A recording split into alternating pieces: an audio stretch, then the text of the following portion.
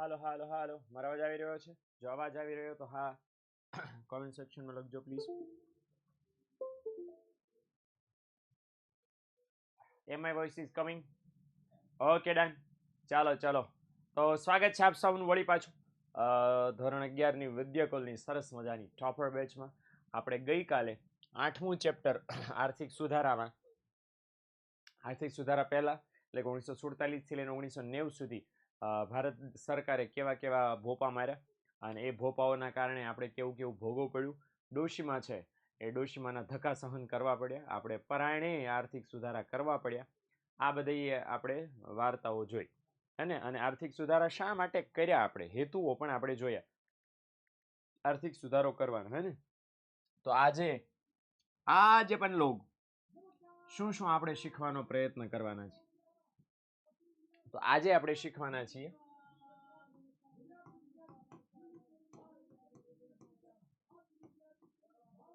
ઉદારીકરણ. શું શીખવાના છે આપણે? ઉદારીકરણ. એ ઉદારીકરણનો અર્થ શું છે ભાઈ?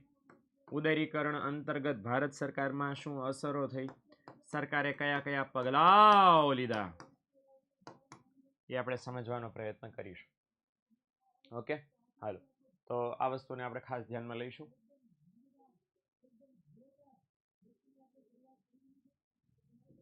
વિભૂતિ ઇઝ માય મધર્સ નેમ છે. My name is Vishwesh. Okay mister Vishwesh, તમે જો ધારો તો આઈ થિંક તમે નામ તમારું ચેન્જ કરી શકો છો. ઓકે, તમારા પ્રોફાઇલમાં જઈને મને ખ્યાલ છે ત્યાં સુધી ચેન્જેબલ છે. તો જો ચેન્જ થઈ શકતું હોય તો તમે ચેન્જ કરી શકો, જેથી ભવિષ્યમાં મારે આવું કઈ તકલીફ ન થાય. સમજી જાય કે ન સમજી જાય? હવે રેડી એવો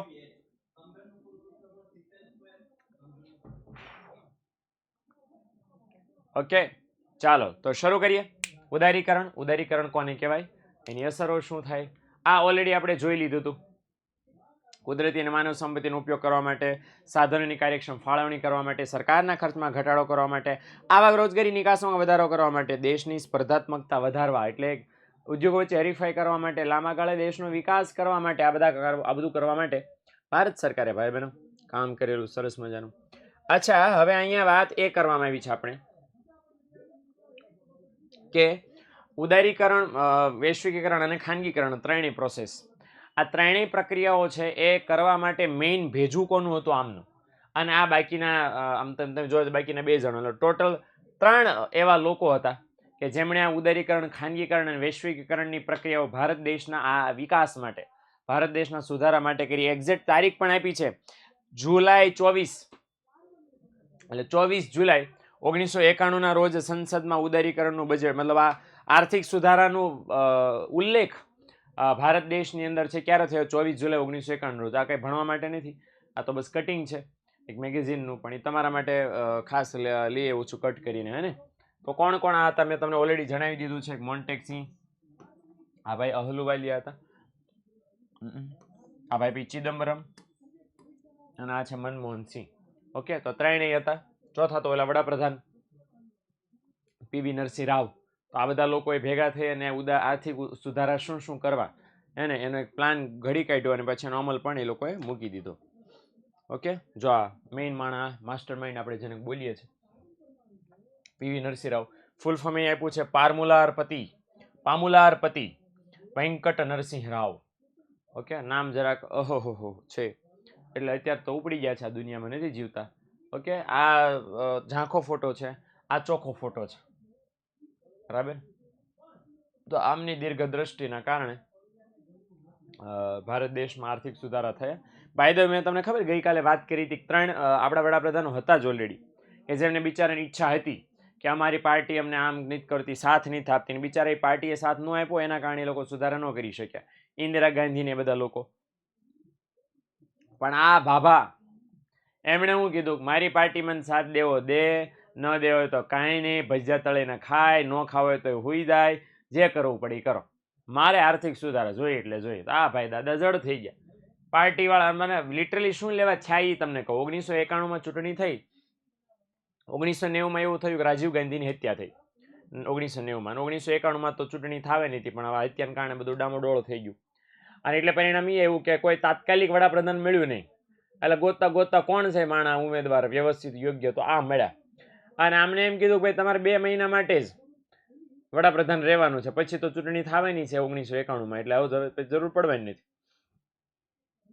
તો આ ભાઈ કે આપણે 2 મહિના માટે રહીએ તો કઈ ખળિયું કરતા જઈ, સમજણ. અને પછી આપણે એટલે 2 મહિનામાં એટલે એમને કઈ પડી નહોતી, એમને કઈ એવી ઈચ્છા નહોતી ભાઈ મારી ચૂંટણી થશે કે નહીં થાય, આમ થશે તેમ થાય. અને ભાઈ કે નાખે સુધારો. જો ન હોત આ ન થયું હોત તો આપણે હજી એવી આવા પછાત હાલતમાં રહેતા હોત, એવી ખરાબ પદ્ધતિઓનો શિકાર હોત આપણે, હે ને. આ વસ્તુ છે. ઓકે, પૂછી નાખ ભાઈ વત્સલ. હાલ શરૂ થાય પેલા પૂછી નાખ, પછી વચ્ચેની સવાલ પૂછતા, ભાઈ પૂરું થાય ત્યારે પૂછજો. અત્યારે પૂછી નાખ, ચાલ જલ્દી જલ્દી.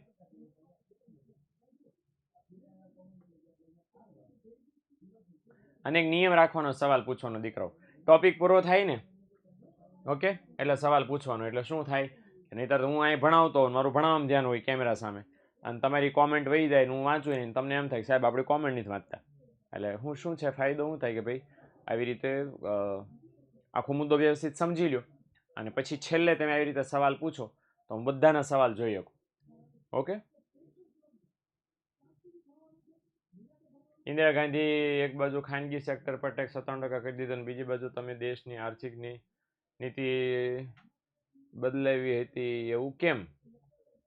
એ 1 વર્ષ માટે જ હતું. પછી ઇન્દિરા માસીને ભૂલ સમજાણી, આ લે આ નોત કરવાનું, અને પછી એમણે ટ્રાય કરી કે હવે આ તો કરવા, એટલે વિરોધ થાય ને કે આ 97.5% કયો વેપારી દુકાનમાં બેહીને હા બરાબર છે વાંધો નહીં અમે 97% આપશે, કોઈ હા પાડે?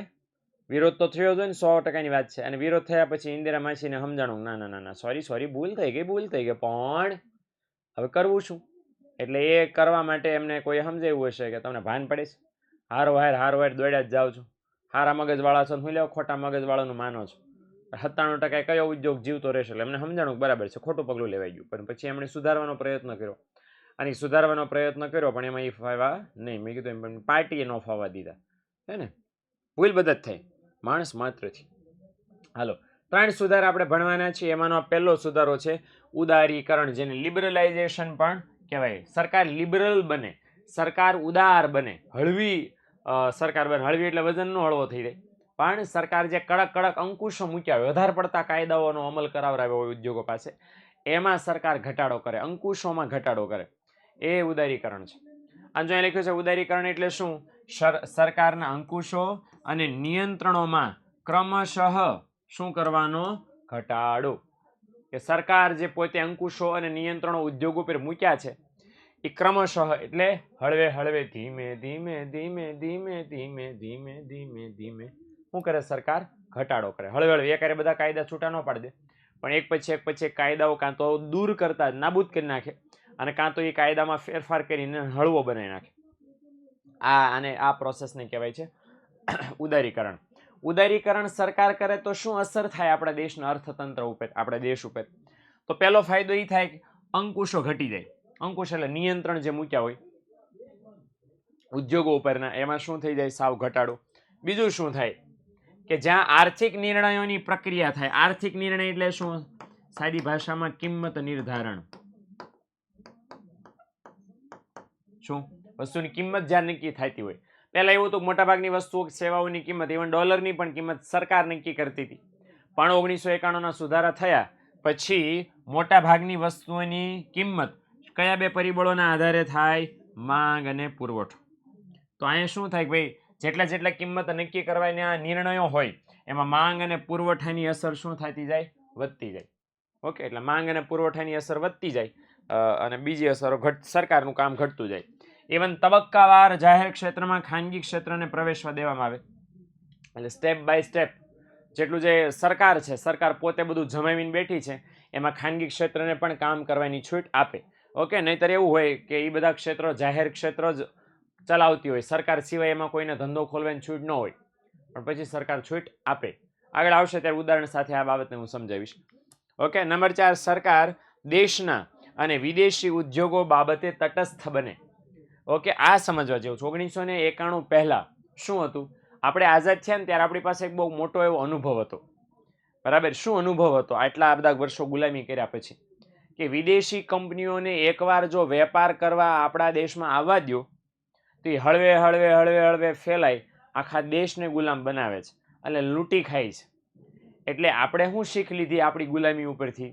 વિદેશની કંપનીને ભારતમાં આવવા દેવાય નહીં, કારણ કે કંપની આપણને ગુલામ બનાવ્યા હતા ને, ઈસ્ટ ઇન્ડિયા કંપની, એણે આપણને ગુલામ બનાવ્યા હતા. એ આપણાથી વિશેષ કોણ જાણે? એટલે એ આપણા મગજમાં ધાક બેસી ગઈ હતી કે વિદેશી કંપનીઓ ખરાબ છે, આપણી કંપનીઓથી જ આપણા દેશનો વિકાસ કરો અને આગળ વધો. એટલે આ 1991 સુધી ભારત સરકારની વિચારણા એવી રહી હતી કે વિદેશી કંપનીઓ, વિદેશી ઉદ્યોગો છે એ ભારતમાં આવવા ન જોઈએ. અચ્છા, વિદેશી ઉદ્યોગોને ભારતમાં આવવા માટે સંપૂર્ણ પ્રતિબંધો હતા. કોઈ વિદેશી કંપની કે સંસ્થા ભારતમાં આવી શકતી નહોતી, આ કારણના લીધે જે મેં તમને કીધું. અને એ વિદેશી કંપનીઓ ઇનકેસ કદાચ ભૂલે ચૂકે કોઈ આવી પણ જાય તો એના પર બહુ બધા અંકુશો હતા. એની સામે ભારત દેશના ઉદ્યોગોને ભારત સરકાર રક્ષણ આપતી હતી, સબસિડી આપતી હતી, બધું કરતી હતી કે જેથી ભારતના જ ઉદ્યોગોનો વિકાસ થાય. પણ પછી આમાં સરકારને ખબર પડી કે આમાં આપણા દેશના ઉદ્યોગોનું ભલું નથી. કેમ ભાઈ? કારણ કે આપણા દેશના ઉદ્યોગો પાસે એવી ટેકનોલોજી જ નથી કે જેથી ઉત્પાદનમાં કંઈક ઝડપથી વધારો થાય. એ ટેકનોલોજી વિદેશના ઉદ્યોગો પાસે છે, એને આપણે આવવાની જ દેતા. આ રિયલાઇઝેશન 1991માં ભારત સરકારને થયું. એટલે સુધારા કર્યા ત્યારે એ પણ નક્કી કરવામાં આવ્યું કે જે લાભ આપણે આપણા દેશના ઉદ્યોગોને આપીએ છીએ સેમ લાભ આપણે વિદેશના ઉદ્યોગોને પણ આપીએ તો વિદેશી ઉદ્યોગો અને દેશના ઉદ્યોગો કમ્બાઈન થઈને સરસ કામ કરશે. એમની ટેકનોલોજી આપણા દેશના ઉદ્યોગોને મળશે, ઉત્પાદન ઓટોમેટિક વધવાનું છે. તો એ અહીં કીધું છે કે 1991માં સરકારે એવું નક્કી કર્યું કે જે ફેસિલિટી, જે લાભ, જે બાબતો આપણે દેશના ઉદ્યોગોને આપીએ છીએ એ સેમ વસ્તુ વિદેશના ઉદ્યોગોને આપીએ. પહેલાં ભેદભાવ કરતી હતી, વિદેશના ઉદ્યોગો પર નિયંત્રણ, દેશના ઉદ્યોગોને સ્વતંત્રતા આપતી હતી. તો એ હવે બધું સરખું કરી નાખે, બધાને સમાન તક આપે. એટલે કેવી બને? તટસ્થ. તટસ્થ એટલે બિનપક્ષપાતી, કોઈનો પક્ષ ન લે ના ના આ વધારે સારા ને ઓલા વધારે ખરાબ, એમ બધા સારા એમ. તો સરકાર એવી બની જાય. તો 4 અસર થાય દેશના અર્થતંત્રમાં, સરકારના કાયદાઓમાં, નીતિઓમાં, આ બધામાં. ઓકે, હવે જોઈ લો ઉદારીકરણનો અમલ આપણા આખા ભારત દેશમાં થાય એના માટે ભારત સરકારે કયા કયા પગલાઓ લીધા, શું એવું કર્યું કે જેથી ઉદારીકરણ આપણા દેશમાં અમલમાં મુકાઈ જાય. જો બહુ બધા કાયદા છે જે સરકારે કાં તો બદલી નાખ્યા કાં તો એમાં સુધારો કર્યો. તો એક હતો એક્ટ, MRTP એક્ટ. તમને ખબર હોય તો ગઈકાલે ઓલા સ્કૂટરવાળા એક હતા ભાઈ, રાહુલ બજાજ, જેમની સરકારે ધરપકડ કરી હતી, મેં તમને વાત કરી હતી ગઈકાલે. તો એમની ધરપકડ કયા કાયદા હેઠળ થઈ હતી? આ કાયદા હેઠળ, MRTP એક્ટ. ફૂલ ફોર્મ એ છે મોનોપોલીસ એન્ડ રિસ્ટ્રક્ટિવ, આવ્યું મોનોપોલીસ એન્ડ રિસ્ટ્રક્ટિવ ટ્રેડ પ્રેક્ટિસીસ એક્ટ. આ એક કાયદો હતો 1969માં કે કોઈ કંપની ભારત દેશમાં ઇજારો ફેલાવવાનો પ્રયત્ન કરે એના ઉપર ધાબી દેવાનો આ કાયદો. બહુ કડક હતો અને બહુ ખાનગી ક્ષેત્રના ઉદ્યોગો પર બહુ બધું નિયંત્રણ આપનારો હતો. તો એ કાયદાને બદલે સરકાર કયો કાયદો લાવી? કોમ્પિટિશન એક્ટ 2000, કે જેમાં ઓછા નિયંત્રણો હતા. નિયંત્રણો, કોમ્પિટિશન કોઈ ખોટી કરે તો એને કાબુમાં લાવવા માટે, પણ 1969 જેવા તો નહોતા. એટલે હળવો કાયદો સરકાર લાવી. એટલે પહેલું કામ એ કરું. બીજું કામ શું કર્યું? 1999માં ફેરા કાયદો હતો એને સરકારે નાબૂદ કરી દીધો અને ફેમા નામનો કાયદો સરકારે સ્થાપ્યો. એને આવા ફેરા ફેમા જોઈ લો. તો ફેરા છે એનું ફૂલ ફોર્મ શું થાય? Foreign exchange regulation act. બરાબર, તો એ સરકારે દૂર કરી નાખ્યો. કયો કાયદો લાવી? Foreign exchange management act. આ સરકાર લાવી.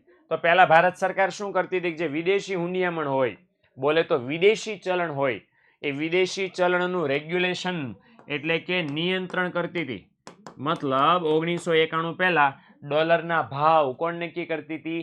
સરકાર. અને ઉપર કંટ્રોલ હતો ફૂલે ફૂલ, હલી ન શકતા કાંઈ રૂપિયાના ભાવ, ડોલરના ભાવ. પછી બરાબર સરકાર ફેમા એક્ટનો અમલ કર્યો, જેમાં રેગ્યુલેશન શબ્દ કાઢી નાખ્યો, એની જગ્યાએ કયો શબ્દ મૂક્યો? મેનેજમેન્ટ. સંચાલન કરે, નિયંત્રણ ન મૂકે, જરૂર પડીને સપોર્ટ કરે. ઓકે, તો પહેલા ફેરા નામનો કાયદો હતો અને પછી ભારત સરકારે કર્યો ફેમા નામનો કાયદો. અને શું વંચાય? ફેમા. ઓકે, ફેરા અને ફેમા. તો એ સરકારે કાયદાનો અમલ ત્યાં કર્યો. બીજો કાયદો થયો પહેલો. બીજો, ત્રીજું શું કર્યું? નંબર 3, જાહેર ક્ષેત્રે 18 અનામત ઉદ્યોગો હતા. 18 પ્રકારની એવી અલગ અલગ વસ્તુના ઉદ્યોગો હતા જાહેર ક્ષેત્રમાં કે જ્યાં સંપૂર્ણપણે સરકારનો જ કાબુ હતો. સરકાર સિવાય 18 પ્રકારની વસ્તુનું ઉત્પાદન કોઈ કરી શકતું નહોતું. પછી સરકારે છૂટછાટ આપી, અને આપી તો કેટલી આપી કે એમાંથી માત્ર 3 જ ઉદ્યોગો એવા રાખ્યા જે સરકારે પોતાના હાથમાં રાખ્યા. બાકી બધા ઉદ્યોગોને સરકારે ખાનગી ક્ષેત્રમાં વેપાર કરવાની છૂટ આપી દીધી. ઓકે, અને કયા કયા 3 સરકારે હાલની તારીખે પોતાની પાસે રાખ્યા છે? સંરક્ષણ. પોતાની પાસે રાખવા, અનામત રાખવું એટલે શું? દાખલા તરીકે સંરક્ષણ, તો સરકાર સિવાય કોઈ શસ્ત્રો બનાવી શકે નહીં, રાખી શકે નહીં, વેચી શકે નહીં, બરાબર એમ. ઓકે, અણુશક્તિ એટલે ન્યુક્લિયર વાળું કામકાજ, અને રેલવે પરિવહન મતલબ રેલવે, આ ત્રણેય અત્યારે ભારત સરકાર પાસે છે. આ ત્રણેય ઉદ્યોગો એ સિવાયના તમામે તમામ ઉદ્યોગોમાં ભારત સરકારે ખાનગી ક્ષેત્રને ધંધો કરવાની છૂટ આપી છે. એમાં તમને કહી દઉં પ્રતિબંધ હતા. લોખંડનું ઉત્પાદન માત્ર સરકાર દ્વારા થઈ શકતું હતું, ખાનગી ક્ષેત્રનો લોખંડ બનાવવાનો અધિકાર નહોતો. પછી જમશેદજી ટાટા બાજીને લઈ આવ્યા તો એ અલગ વાત હતી, પણ મોટા પાયે આખા ભારતમાં 1991 સરકારને એવી ઘણી બધી વસ્તુઓ હતી કે જે સરકાર સિવાય કોઈ ખાનગી ક્ષેત્રના એકમો બનાવી નહોતા શકતા. પણ 1991 સરકારે છૂટ આપી કે તમે હવે બસ આ ત્રણ વસ્તુ સરકારે કીધું કે દેશના લોકો આ ત્રણ વસ્તુ નહીં બનાવીએ, કે બાકી જે બનાવવું એ બનાવીને છૂટ. ઓકે, એવું સરકારે કહી દીધું. સારું કહેવાય ખરાબ કહેવાય? સારું કહેવાય ખરાબ કહેવાય? સારું કહેવાય ને. તો એ સરકારે કર્યું. હાલો, બીજું શું કર્યું? બહુ સરસ કામ. પરવાના પ્રથા રદ કરી અને આપમેળે પરવાનાની જોગવાઈ કરી. પરવાનો એટલે શું? પરવાનો એટલે પરમિશન, મંજૂરી. પરમિશન લેવી પડે ને તમારે ધંધો શરૂ કરતા પહેલા, સર્ટિફિકેટ, બોલે તો પ્રમાણપત્ર લેવું પડે. એસપી જેટલા લોકો ભણે છે ને ખબર હશે કે કંપની શરૂ કરતા પહેલા નોંધણીનું પ્રમાણપત્ર મેળવવું પડે, અને પ્રમાણપત્ર મેળવવા માટે ફી પણ તમારે લોકોને આપવી પડે. હવે અહીંયા સરકારે એક પરવાના પ્રથા, લાયસન્સ સિસ્ટમ એને કહેવાય, બરાબર. લાયસન્સ, પરવાનાને ઇંગ્લિશમાં શું કહેવાય? લાયસન્સ. તો એ લાયસન્સ તમારે સરકાર પાસેથી લેવું પડે બહુ ઊંચી ફી ભરીને. બીજું કે લાયસન્સની જે પ્રોસેસ હતી બહુ ખર્ચાળી હતી અને લાંબી પણ હતી, એટલે બહુ બધા ઉદ્યોગોને આ પ્રોબ્લેમનો સામનો કરવો પડતો હતો. એના કારણે ઉદ્યોગો નહોતા સ્થપાતા, એટલે સરકારે પરવાના પ્રથા હાવ રદ જ કરી નાખી. ભાઈ તમારે પરમિશન સરકાર પાસેથી લાયસન્સ લે, દરેક વસ્તુ માટે લાયસન્સ લેવાની જરૂર નથી. પહેલાં એવું હતું કે તમારે કરિયાણાની દુકાને ખોલ્યું હોય લાયસન્સ લેવાનું, તમારે મોજા બનાવીને ચંપક મોજા લિમિટેડ કંપની ખોલી લાયસન્સ લેવાનું, આ હાલત હતી, બરાબર. હવે તમે કોઈ જોખમી વસ્તુ બનાવો છો, રસાયણો બનાવો છો, ફટાકડા બનાવો છો, એવું કંઈક અઘરું બનાવો છો, એના માટે લાયસન્સ ઓકે લેવું પડે વિશિષ્ટ. પણ હા, કપડાં બનાવો છો એના માટે લાયસન્સની ક્યાં જરૂર છે? હા, કંપનીના કાયદાની પરમિશન હતી લેવાની, પણ લાયસન્સ તો બિલકુલ જરૂરી નહોતું. પણ છતાંય સરકાર એના નામે રૂપિયા ઉદ્યોગો પાસેથી પડાવતી. એ સરકારે રદ કરી નાખી અને કેવી પ્રથા સરકારે મૂકી દીધી? આપમેળે પરવાનાની જોગવાઈ કરી. આપમેળે પરવાનો એટલે શું? આપમેળે એટલે કોઈ કંપની કાયદાને ધ્યાનમાં રાખીને ખુલે, બધા નિયમોનું પાલન કરે, તો સરકાર પાસેથી લાયસન્સ લેવાનું નહીં.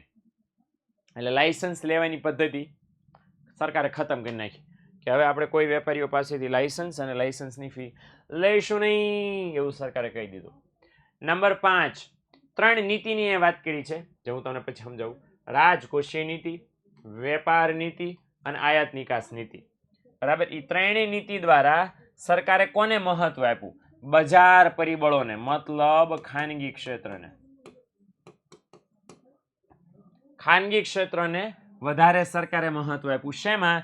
નિર્ણયોની પ્રક્રિયામાં, કિંમત નક્કી કરવામાં, ઉત્પાદન કરવામાં, વેચાણ કરવામાં, હેરફેર કરવામાં, આયાત નિકાસ કરવામાં, આ બધા નિર્ણયો લેવામાં સરકારે ખાનગી ક્ષેત્રને વધારે મહત્વ આપ્યું, પ્રોત્સાહન આપ્યું. કઈ નીતિ દ્વારા? 3. પહેલી હતી રાજકોષીય નીતિ. રાજકોષીય નીતિ એટલે કોને કહેવાય? રાજકોષીય નીતિ કે એની અંદર સરકાર નક્કી કરે કે આવતા વર્ષ દરમિયાન, આવતા નાણાકીય વર્ષ દરમિયાન આપણા દેશની આવકો અંદાજિત કેટલી રહેશે, અંદાજિત ખર્ચા કેટલા રહેશે. લોન લેવી છે તો વિદેશમાંથી કેટલી લોન લઈએ, લોકો પાસેથી ટેક્સ કેટલો ઉઘરાવવાનો, જીએસટી નું પ્રમાણ કેટલું નક્કી કરવાનું, એ રાજકોષીય નીતિની અંદર નક્કી થાય. ફિસ્કલ પોલિસી એવો એને શબ્દ અહીં વાપરવામાં છે, ફિસ્કલ પોલિસી. વ્યાપાર નીતિમાં ખરીદ વેચાણની જે પ્રોસેસ છે, ગ્રાહકો ખરીદે અને વેપારીઓ વેચે, એની અંદર કયા કયા રેગ્યુલેશન્સ હોય. ઓકે, વેપારી વધુ કેટલું વેચી શકે, કયા કિંમતે વેચી શકે, ગ્રાહકો ક્યારે ખરીદી શકે, વગેરે વગેરે. તો એ વેપાર નીતિ જે છે એ પણ એક સરસ મજાની નીતિ છે. અને આયાત નિકાસની નીતિ છે, એટલે તમે જ્યારે વિદેશમાં વસ્તુની નિકાસ કરો, વિદેશમાંથી આયાત કરો, ઓકે, તો એ નીતિ, આ ત્રણેય નીતિ ભારત સરકારે ખાનગી ક્ષેત્રને અનુકૂળ રહે એવી રીતે બનાવી. નાણાકીય નીતિ ચોપડીમાં છે, નાણાં નીતિ ચોપડીમાં છે. એવું માનતો હતો કે ચોપડીમાં નથી આપી, આઈ થિંક, પણ એ 12માં આવે છે. તમારે રિઝર્વ બેંક ઓફ ઇન્ડિયા બનાવે, અને જે આપણે લોન લઈએ છીએ, લોન લઈએ છીએ, એ લોન ઉપર વ્યાજનો દર કેટલો રાખવો એ અહીંયા નક્કી થાય. તો એ નાણાકીય નીતિમાં હંમેશા નક્કી કરવામાં આવે છે. હાલો, ત્યાર પછી નંબર 6, સબસિડી ખર્ચમાં ઘટાડો કરવાનો. સબસિડી ખર્ચ તમે એમ થાય લે સબસિડી તો આપણને મળે, રાહત ન કહેવાય, આવક ન કહેવાય, એ પણ લોકો માટે સબસિડી આવક ને. સરકાર માટે શું છે? સરકાર માટે તો સબસિડી ખર્ચો છે. સરકારે એમાં ઘટાડો કરવાની વાત કરી. જેટલી સરકાર ઉદ્યોગોને ને લોકોને બધાને સબસિડી આપતી હતી, સબસિડીનો મતલબ શું? કોઈને ખબર છે સબસિડીનો મતલબ શું થાય?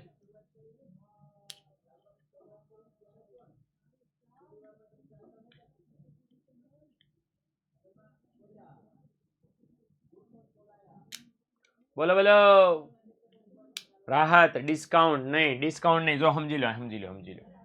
માની લો કોઈ વસ્તુ 100 રૂપિયાની છે, હવે એના માર્કેટમાં ભાવ વધીને 170 રૂપિયા થઈ ગયા, પ્રાઇસ હાઈક થયા, 170 રૂપિયા થઈ ગયા, અને ગ્રાહકો બોલો ત્રાહી મામ લૂંટારા, મારા રોયા દુકાનવાળા, 170 રૂપિયા ભાવ વધારે નાખ્યા, શરમ આવે કે નહીં?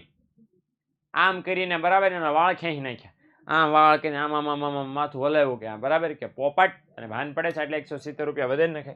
દુકાનવાળો કે મારો હું એ તો મોંઘવારી હતી જ, મેં ભાવ વધારે, પોહે લ્યો ન લ્યો કાંઈ નહીં. આપણે ગયા સરકાર પાસે કે ત્રાહી મામ હમારી માંગે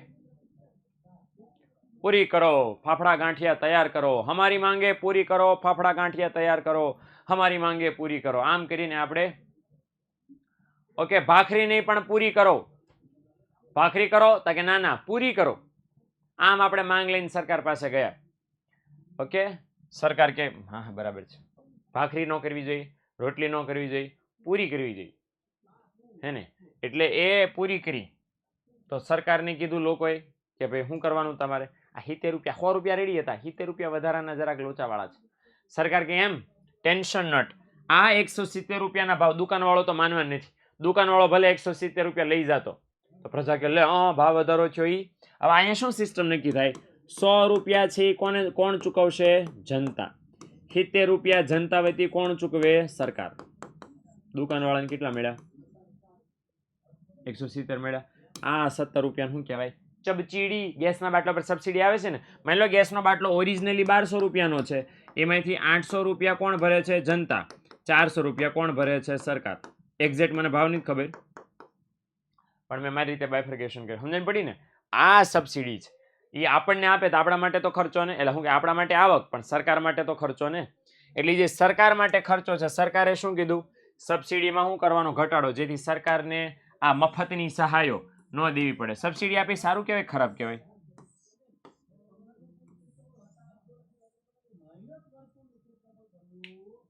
સારું કહેવાય. સબસિડી આપે તો સારું કહેવાય. તો મતલબ એમ છે કે તમે જે પૂરેપૂરા કોમર્સના વિદ્યાર્થીઓ બન્યા નથી.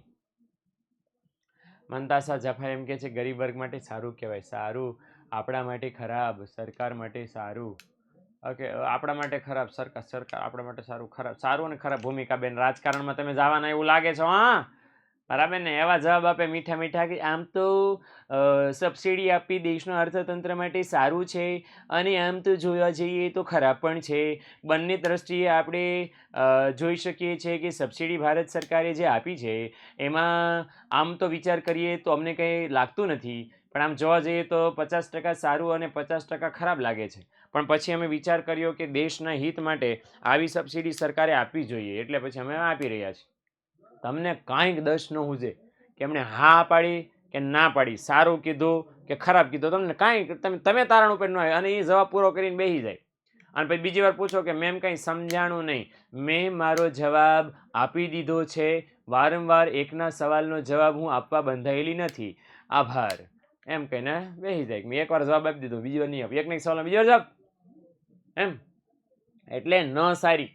બરાબર? કોમર્સના અર્થશાસ્ત્રના વિદ્યાર્થી તરીકે આપણને ભાન હોવી જોઈએ. કેમ નહીં સારી? કારણ કે સરકાર સબસિડી આપે છે, આપવાના પૈસા ક્યાંથી લાવે છે? એ વિચાર્યું જ કોઈ દિવસ? આપવા માટે પૈસા જે લાવે સરકાર, ક્યાંથી લાવે છે ભાઈ? મારીને તમારી પાસેથી ટેક્સ વસૂલ કરીને. બરાબર? ટેક્સથી ભેગું નથી થતું તો વિદેશમાંથી લોન લે છે, દેવું કરે છે. હવે જેટલી આટલી મફતની લાણીઓ આપે, હવે સબસિડી સરકાર આપણને આપે, આપણે બદલામાં હું સરકારને દઈએ છીએ? કઈ ઠેંગો જ ને. સબસિડી સરકાર આપણને આપે, આપણે શું બદલામાં દઈએ છીએ? કાંઈ નહીં.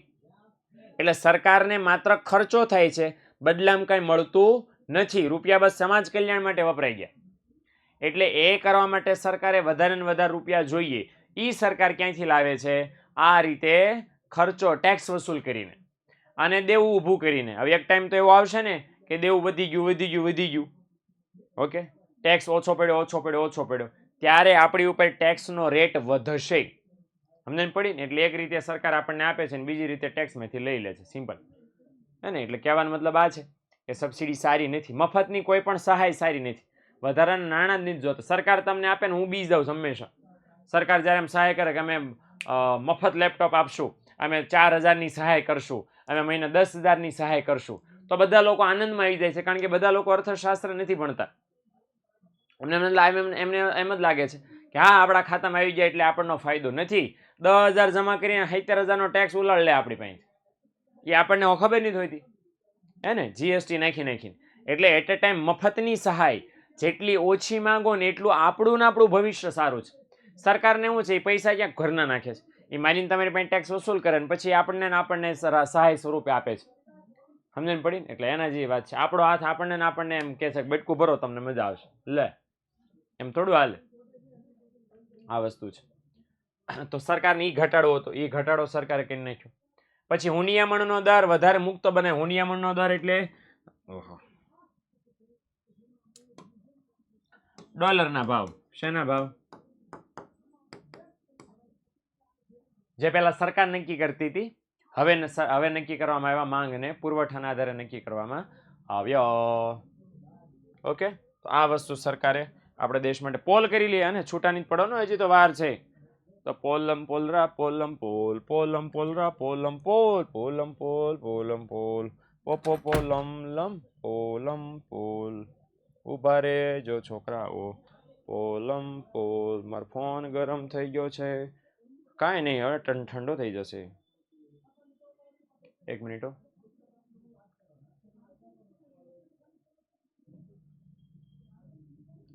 હાલો, પોલ આવી રહ્યો છે તમારી સ્ક્રીન પર. અબ હર નજરે સ્ક્રીન પર, અબ સબ હર નજરે.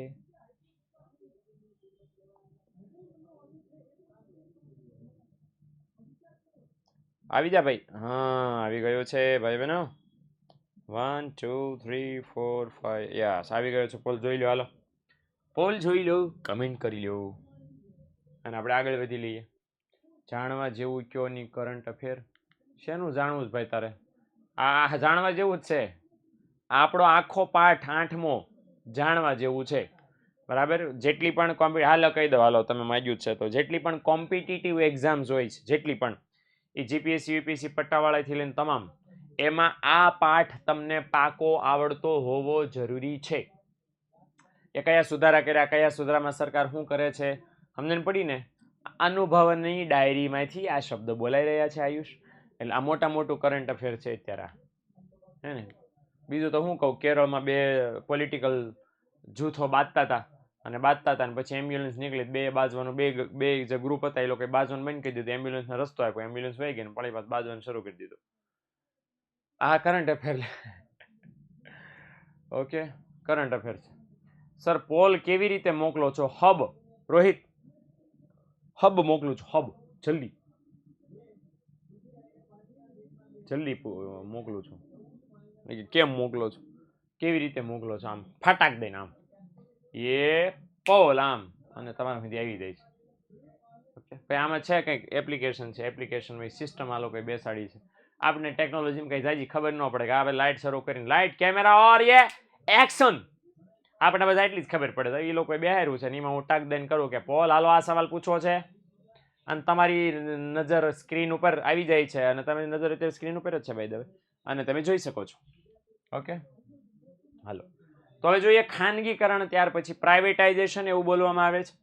તો ખાનગીકરણ કોને કહેવાય? તો ખાનગીકરણની વ્યાખ્યા છે, સમજો, ઔદ્યોગિક માલિકી એટલે ધંધાની માલિકી જાહેર ક્ષેત્રમાંથી શેમાં ફેરવવાની? ખાનગી ક્ષેત્રમાં. જાહેર ક્ષેત્ર એટલે સરકારી માલિકીનું હોય બધું, એમાંથી શું કરવાનું? ખાનગી ક્ષેત્રમાં હસ્તાંતરણ. હસ્તાંતરણનો મતલબ શું થાય? ફેરબદલી. કે જે બધું સરકારના હાથમાં હોય એ કોના હાથમાં વયું જાય? ખાનગી ક્ષેત્રમાં. સાદી ભાષામાં સરકાર જાહેર ક્ષેત્રના ઉદ્યોગો કોને વેચી દે? ખાનગી ક્ષેત્રને વેચી દે અથવા તો જાહેર ક્ષેત્રના ઉદ્યોગો ખાનગી ક્ષેત્રમાં ફેરવી દે, એને ખાનગીકરણ કહી શકો. હવે અહીંયા વાત કરી છે કે સરકાર ઉદ્યોગોની માલિકી પૂર્ણ રૂપે અથવા તો આંશિક રૂપે ખાનગી વ્યક્તિ કે સંસ્થાને સોંપે, એને શું કહેવાય? ખાનગીકરણ કહેવાય.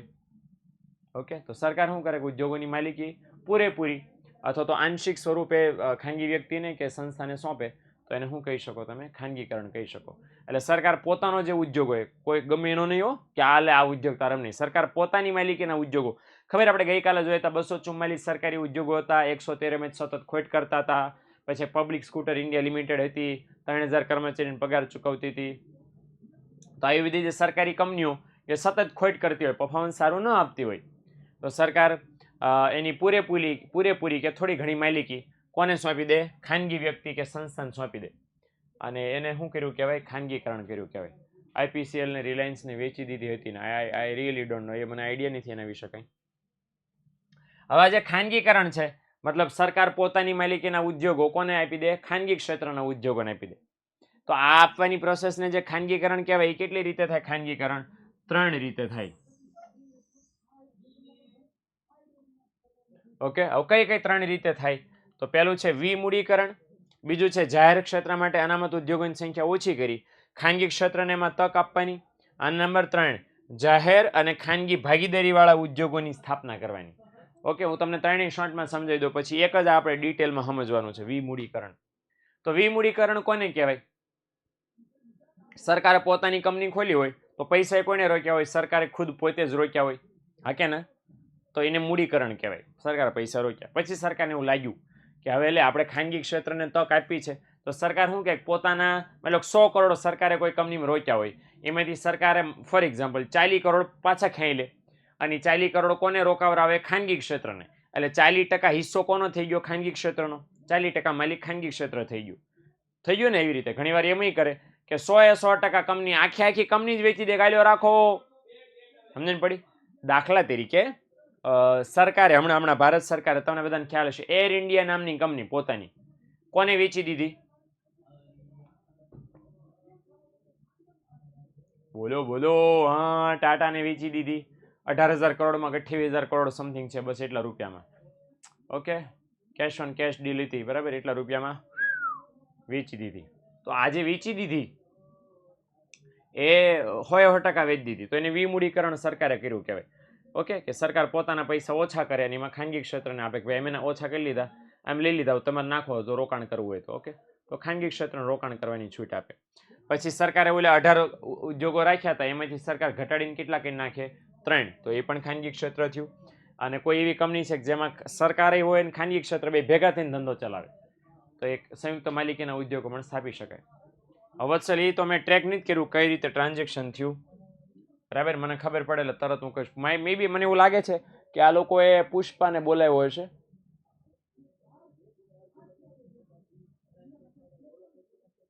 કોને બોલાવ્યો છે? પુષ્પાને. તમને એમ સવાલ થાય કે શા માટે પુષ્પાને? પુષ્પા કરતા કોઈ ભારતમાં મોટો ડિલિવરી એજન્ટ નથી. એની ભાઈ એટલા ખટારા પાવરફુલ છે, કોઈ પણ વસ્તુની ટ્રાન્સફર કરવાનું તમે એને કહો કરી નાખે. બોલો હા કે ના? હું ખોટો બોલો લે, મને ના પાડી લે. ના સાહેબ, પોસિબલ નથી પુષ્પાથી. એટલે વત્સલ, મારે પુષ્પાને પૂછવું પડશે કે ભાઈ તમારો કોન્ટેક્ટ થયો તો 18,000 કરોડની ટ્રાન્સફર કરવા માટે, બરાબર? એટલે એ મને જવાબ આપે, પુષ્પા આમ કરતો દાઢી ખંજોળતો. વિચાર કરો કે એને દાઢી ખંજોળતા નહીં આવડતી. આમ ખંજોળવાની હોય ને દાઢી, આમ ખંજોળ, આમ ખંજોળ, આમ, અને એ આમ ખંજોળે. અહીંયા જ ખંજોળ આવતી છે, રામ જાણે. ના તો ન હોય ને એટલે એમ બરાબર આમ ખંજોળી ખરાબ લાગે એટલે આમ દાઢી ખંજોળે હળવાયથી. હા, ઓકે. રિલાયન્સ એ રેલવે ખરીદવા માંગે છે. વાત બધી ખોટી છે RV ભાઈ પરમાર કે બેન. ઓકે, એ બધી અફવાઓ છે, વોટ્સએપ યુનિવર્સિટીની કથાઓ છે બધી, બરાબર. એમ તો બરાબર મારા વિશે કાલે વોટ્સએપમાં એવા સમાચાર ફરતા હતા કે નીલકંઠભાઈ છે એ BMW X9 નામની કાર જે 3,44,00,000,000ની છે લેવા માંગે છે. તો સ્વાભાવિક છે તમે આને સાચા સમાચાર ગણો ન ગણો? સેમ. તો કોંગ્રેચ્યુલેશન. કે ભાઈ ના, તમને લાગે છે 300 રૂપિયા મારી પાસે? એકચ્યુઅલી એક ખિસ્સામાં રૂપિયો જ નથી. 300 જ આવે દો, 1 રૂપિયો નહીં મારી પાસે અત્યારે. તો 3 કરોડ તો ક્યાંથી હોય દીકરો? હા પ્રભુ મારા વાલા, આવું છે. ચલો તો હવે જોઈએ ભારતમાં ખાનગીકરણનો અમલ કઈ કઈ રીતે થયો. પહેલા વિમૂડીકરણની વ્યાખ્યા આપી છે. કોને કહેવાય વિમૂડીકરણ? તો મેં સમજાવી દીધું ઓલરેડી કે જાહેર ક્ષેત્રના ઉદ્યોગોમાંથી રાજ્ય, રાજ્ય એટલે કોણ મેં કીધું હતું. ચાલો કોમેન્ટ સેક્શનમાં જણાવો, રાજ્ય એટલે કોણ? હા શાબાશ. કેન્દ્ર સરકાર કે દેશ એ પોતાનો ફાળો, આ ફાળો એટલે શું? ફાળો એટલે મૂડી રોકાણ, એટલે કે મૂડી એ ઓછી કરે કે પાછી ખેંચી લે અને કોને વેચી દે? સીધું ખાનગી ક્ષેત્રને. ઓકે, હવે આખે આખી કંપની વેચી દે, થોડી કઈ વેચે, એટલે એના આધારે બે પ્રકાર પડે છે વિમૂડીકરણના. ઓકે, પહેલો પ્રકાર એ કે સરકાર પોતાની કંપનીના તમામે તમામ મતલબ 100% શેર કોને સોંપી દે? વેચી દે ખાનગી ક્ષેત્રને. ખાનગી ક્ષેત્રને સોંપી દે. ઓકે, તો એને શું થયું કહેવાય? સંપૂર્ણ હસ્તાંતરણ થયું કહેવાય. બરાબર. સરકાર પોતાના 100% શેર આ કર્યું એમ એર ઇન્ડિયામાં કર્યું એમ કે સરકાર આખી કંપની 18,000 કરોડ સરકારે છે ઓલા પાસે લઈ લીધા અને કંપની વેચી દીધી. તો એ સંપૂર્ણ હસ્તાંતરણ કહેવાય. કેવું કહેવાય? સંપૂર્ણ હસ્તાંતરણ કહેવાય. અને સરકાર માત્ર પોતાના અમુક જ ટકા શેર ખાનગી ક્ષેત્રને વેચે તો એને અંશતઃ હસ્તાંતરણ કહેવાય. એ અમુક ટકા એટલે કે 29%, 45%, 71%, 22%, 35%, 2%, 8%, 10%, 12% ગમે એટલા હોઈ શકે. તો એ સરકાર બાકીના પૈસા પોતાનું રોકાણ રાખે અને અમુક સરકાર કે વાંધો નહીં 2% શેર તમારે લેવા હોય લોકોને ખાનગી ક્ષેત્રને તો અમેરિકો વાંધા નહીં, એમ પણ સરકાર કરી શકે. હવે મને યાદ તો નથી કઈ કંપની આવું કર્યું, એટલે હું કંપનીનું ઉદાહરણ નથી આપતો, પણ એવું પોસિબલ છે, એવું કરી શકાય. હે ને? પછી આપણને એવું કીધું છે કે હવે જો કોઈ સરકાર પોતાની કંપનીના 51% કે એના કરતા વધારે શેર ખાનગી કંપનીને વેચી દે. શું કરે સરકાર? પોતાની કંપની છે, ફોર એક્ઝામ્પલ એર ઇન્ડિયામાં તો આપણને ખબર છે કે 18,000 કરોડ સરકારે ટાટાવાળા પાસેથી ગમકાવી લીધા અને પછી વેચી નાખ્યા. પણ હવે સરકારને એવું મન થાય કે ના આખી કંપની અમેરિકો નહીં વેચની, તો સરકાર શું કરે? 51%થી વધારે શેર ખાનગી ક્ષેત્રને વેચી દે. તો એને કેવું કહેવાય? મોટા પાયા પરનું વિમૂડીકરણ કહેવાય. કેવું કહેવાય? મોટા પાયા પરનું વિમૂડીકરણ કહેવાય.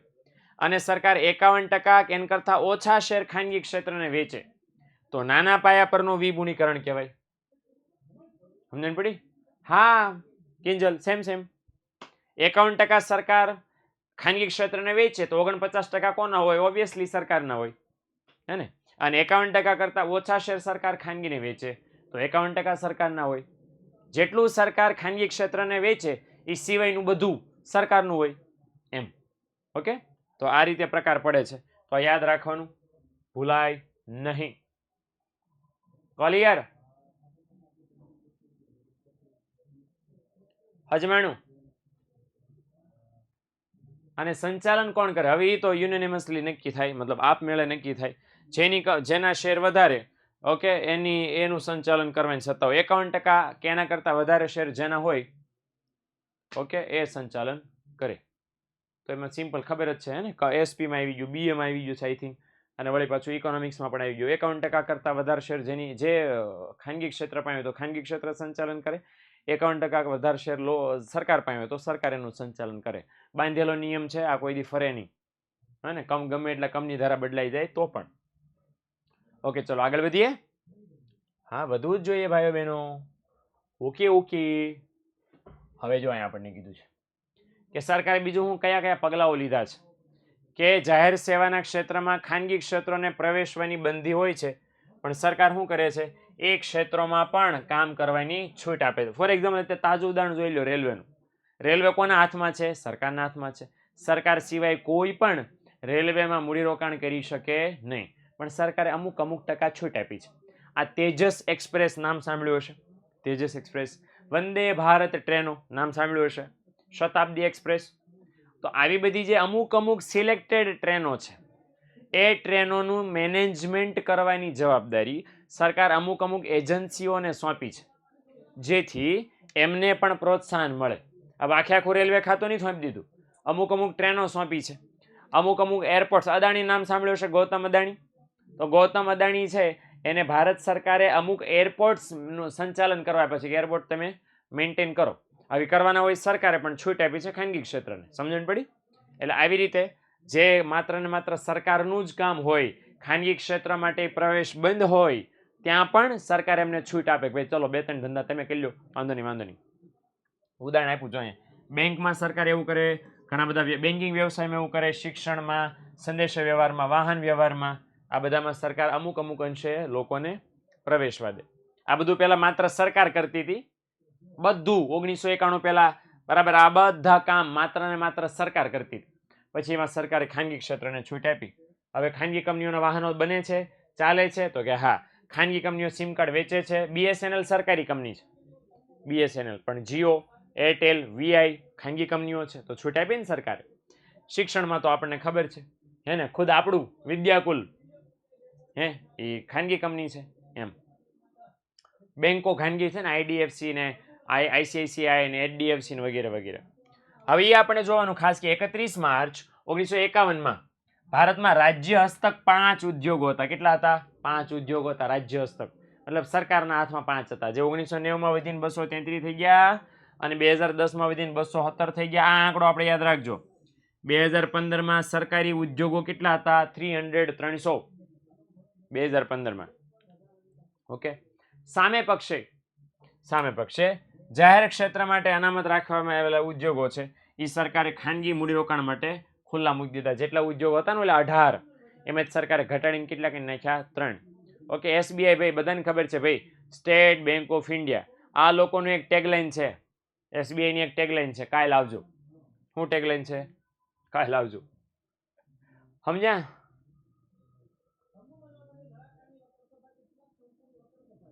ટેગલાઇન છે એ લોકોની. ટેગલાઇનમાં ખબર પડે ને. હા, એટલે એ સરકારી બેંક છે. Of course state bank of India Bharat દેશની મોટી સરકારી બેંક છે. હા, સર્વિસ વર્સ્ટ છે પણ પ્રોફિટ બેસ્ટ છે. પ્રોફિટ બહુ કરે છે એ લોકો, ખતરનાક. ભારત સરકારનું લગભગ સૌથી મોટું પ્રોફિટેબલ એકમ હશે. ઓકે, સૌથી વધારે પ્રોફિટ કરે છે, હે ને? તો આવું કામ છે. ઓકે, તો હવે અહીંયા સુધી આપણે રાખીએ, કારણ કે આપણે 2 સુધારા આજે ભણ્યા છે. ત્રીજા સુધારામાં પછી થોડુંક પચાની ઝાડા થઈ જાય, એટલે અહીંયા આપણે ઊભું રાખી દઈએ. વૈશ્વિકીકરણ, ગ્લોબલાઇઝેશન. ઓકે, તો આપણે ઉદારીકરણ અને ખાનગીકરણ એ પોલનો જવાબ આપીને તમે છૂટા પડી શકો. 2 આપણે ભણ્યા છે. બાકી ભણશું મિત્રો, ભાઈઓ બહેનો, આવતીકાલે નહીં, આવતા બુધવારે. તો આવજો, ટાટા, બાય. સિયા. હાલો પોલ આવી જાય પછી આપણે છૂટા પડીએ. પોલવા. Okay, done. ચાલો, તો આપણે હવે મળશું ક્યારે? આવતા બુધવારે છે વૈશ્વિકીકરણના મુદ્દાઓની ચર્ચા આપણે કરશું. ઓકે, ચાલો મળ્યા નેક્સ્ટ લેક્ચરમાં. ત્યાં સુધી આવજો, ટાટા, બાય એન્ડ સિયા.